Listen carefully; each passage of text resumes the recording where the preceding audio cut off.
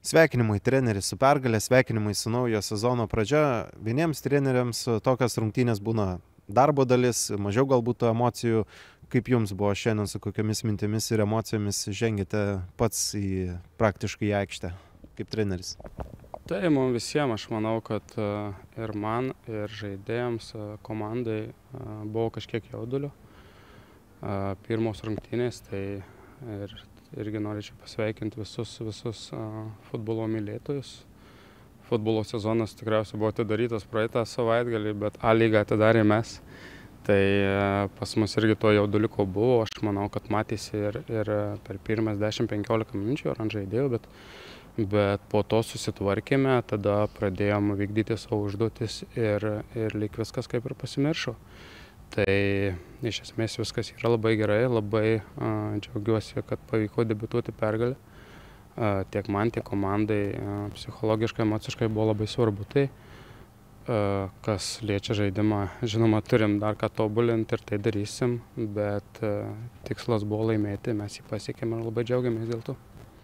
Na, aišku, žaidėt nemažai kontrolinių rungtynių, ilgas pasiruošimas, bet susidarė toks vaizdas stebint, kad ne pirmas turas čia būtų jau koks 4-5, kur jau komanda kažkiek apsišlifavusi, nes atrodė visos grandys pakankamai sklandžiai veikia ir prisiminus, tarkim, ankstesnius metus, ypatingai Kauno Žalgirį, tai būdavo taip, kad kažkur ar kažkurio žaidėjo trūkdavo arba kažkur kažkas neveikdavo, šiandien ir gynyba atrodė viskas tvarkoje, aišku, ir Dainava nelabai ką sukūrė, bet ir puolime tie žaidėjai Černychas, Jansonas puikiai veikia.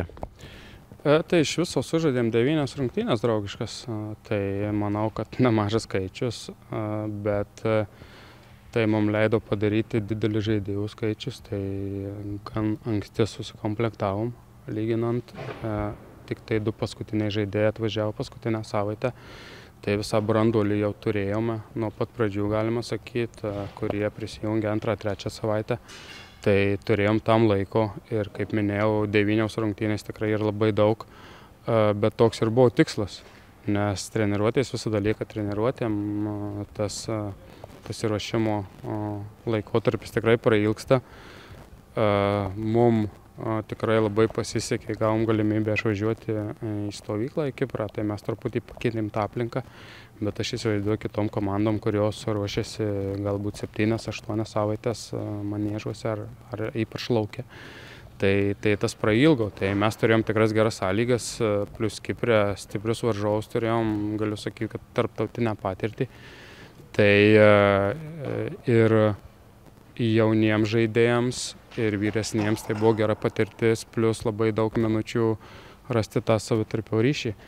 Tai kol kas sąveikai yra, grandys sąveikauja tarpusavy, aš manau, kad dar einant laikui bus dar geriau.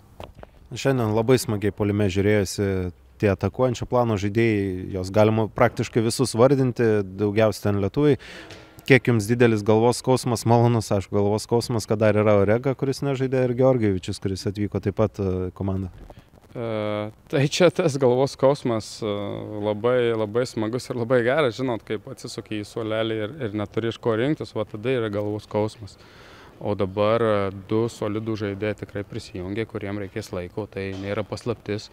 Bet turim tikrai didelį žaidėjų skaičių, turim didelę konkurenciją, turim stiprias treniruotės, nes, kaip jūs matėte, buvo antras sudėtis, vadinkim, arba tie atsarginiai žaidėjai, kurie bet kuris gali eiti į aikštę ar bet kada žaisti. Žinau, tai pas mus vien tik treniruočių procese mes turim stiprius iššūkius ir jie turi stiprias dvikovas vieni prieš kitus, nes jaunimas nori įrodinėti ir įrodinėja, nenori nusileisti ir juo labiau neduos tikrai nustoti judėti į priekį vyresniems žaidėjams, kurie šiandien pradėjo rungtynės startinę 11, bet tai niekas jiems negarantuoja vietos kitą dieną, žinot. Tai tas dalykas be abejo mus stums į priekį. Ir man lygiai taip pat džiaugu dėl atakuojančių žaidėjų, kaip jūs ir minėjot, priekį tikrai jie buvo aktyvūs. Romualdas irgi išsiskyrė savo norų, žinot, nori įrodinėti, nori tobulėti, tai jį irgi stums tik į priekį. Orega, iš esmės matėm, ką gali duoti, aišku, dar klausimas kokia forma, bet matytas žaidėjas Georgievičius, kokia tai galbūt plano žaidėjas, vis tiek mažiau lietuviams žinomas, ką jis gali duoti komandai. Orega taip, jis visiems puikiai pažįstamas, tikrai prisistatęs gražiausiom spalvom Lietuvos aistruoliams. Nuo to laiko praėjo 2 metai. Tikiuosi, kad tie įgūdžiai niekur nedingo ir noras žaisti futbolą niekur nedingo, tai aš manau tikrai bus gera paspirtis mums.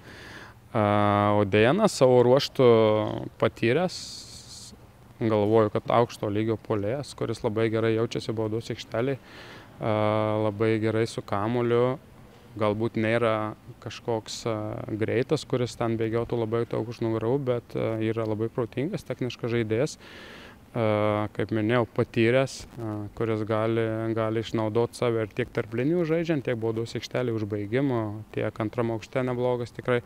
Tai aš manau, kad bus mums irgi gera paspirtis su Romualdu, kurie galės konkuruoti dėl vienos vietos aikštelėje. Ačiū.